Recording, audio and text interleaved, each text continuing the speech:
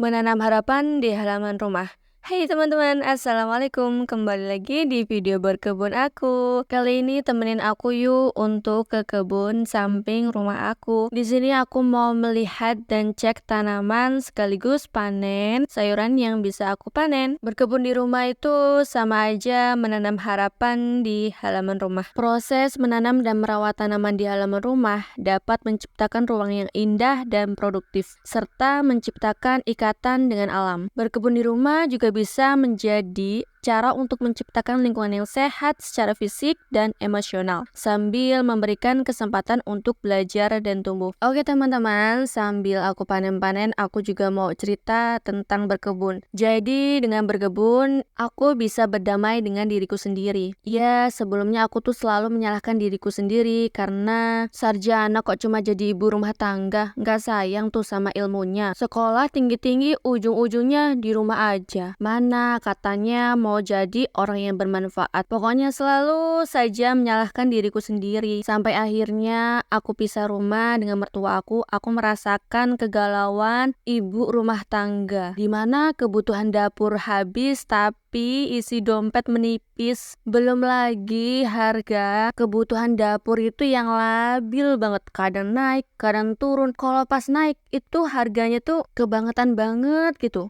Akhirnya kayak diberi petunjuk gitu ya. Ada halaman rumah yang kosong walaupun tadinya itu hanya tanah merah dan batu-batu kecil sisa dari bekas-bekas bangun rumah. Mulai menanam dari sisa-sisa sampah dapur seperti cabai yang udah busuk, aku coba tanam. Terus bonggol daun bawang yang aku beli itu kan gak dipakai ya, daripada dibuang, jadi aku tanam. Dan untuk tempat menanamnya aku pakai bekas kantong semen. Terus makin kesini ada beberapa tetangga aku yang ngasih aku bibit sayuran terus aku tanam. Terus lama-kelamaan karena berkebun itu sangat menyenangkan, akhirnya aku penasaran dengan sayuran-sayuran yang lainnya. Akhirnya aku beli bibit secara online, aku tanam sendiri dan makin ketagihan aku untuk berkebun. Bener-bener berkebun itu mengajarkan aku tentang proses dan bertumbuh. Perlahan aku mulai berdamai dengan diriku sendiri. Ternyata untuk bermanfaat untuk orang lain itu nggak perlu mempunyai profesi, berseragam, ataupun bisa berbicara di depan orang-orang. Dengan caraku berkebun di rumah, menciptakan lingkungan yang lebih segar dan udara yang lebih segar, ya nantinya udara itu juga akan dihirup oleh orang-orang yang ada di lingkungan sekitar aku. Itu sudah menjadi hal yang bermanfaat menurut